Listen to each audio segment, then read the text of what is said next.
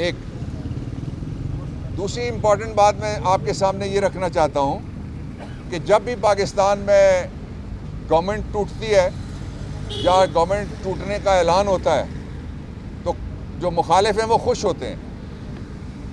ये पीडीएम पहला सियासी जत्था है मुजरिमों का जो इस बात पे रो रहा है, दिन रात रो रहा है, दिन रात जाग रहा है, दिन रात भाग रहा है, दिन रात तरले कर रहा है। कोई तरीका ऐसा हो कि बलूचिस्तान और सिंध में वो बैठे रहें, और वो तभी हो सकता है अगर इमरान खान पंजाब और केपी की हुकूमतें ना तोड़ें।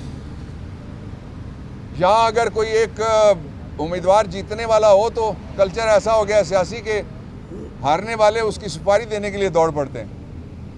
आपने देखा किस तरह से इमरान खान के ऊपर हमला हुआ।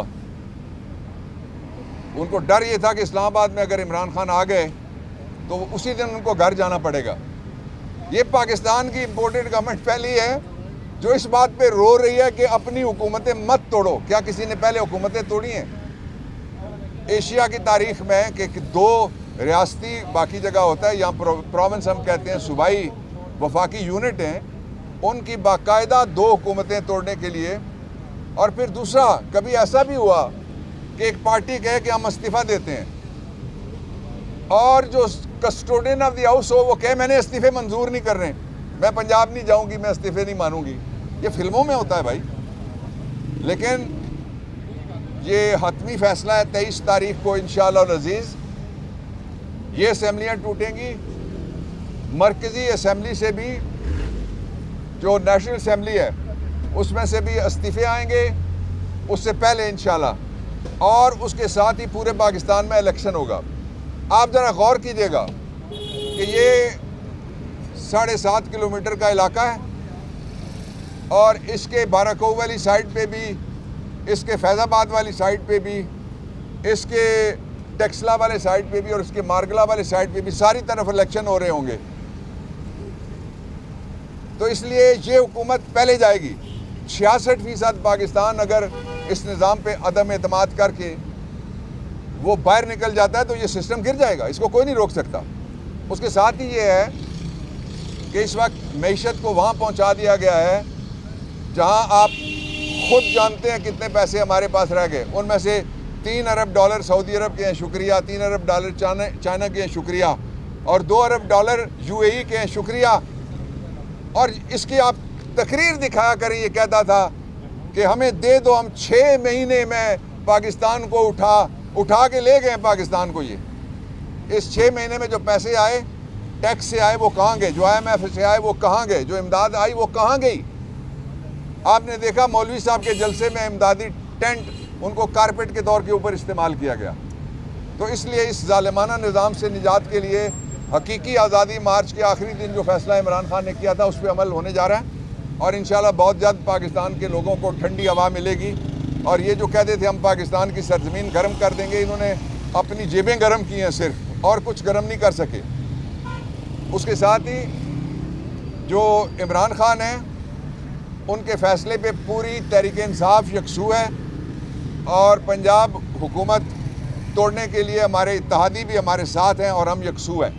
किसी किस्म का कोई नेगेटिव प्रोपेगेंडा काम नहीं आ सकता पीडीएम के। सिर्फ एक चीज़ काम आ सकती है इस मुल्क के कि पहले इन्होंने मईशत का बेड़ा गर्क किया, फिर इन्होंने पाकिस्तान की पार्लिमान का बेड़ा गर्क किया, फिर इन्होंने NRO 2 लेकर एहतसाब का बेड़ा गर्क किया, फिर इन्होंने एहतसाब के कानून का बेड़ा गर्क किया। और अब बड़ी बदकिस्मती की बात यह है कि इन्होंने लॉ एंड ऑर्डर का भी जब से ये आए हैं इन्होंने बुरा हाल कर दिया है। इसलिए पाकिस्तान को बचाने के लिए बहुत ज़रूरी है कि इलेक्शन कराओ और पाकिस्तान बचाओ।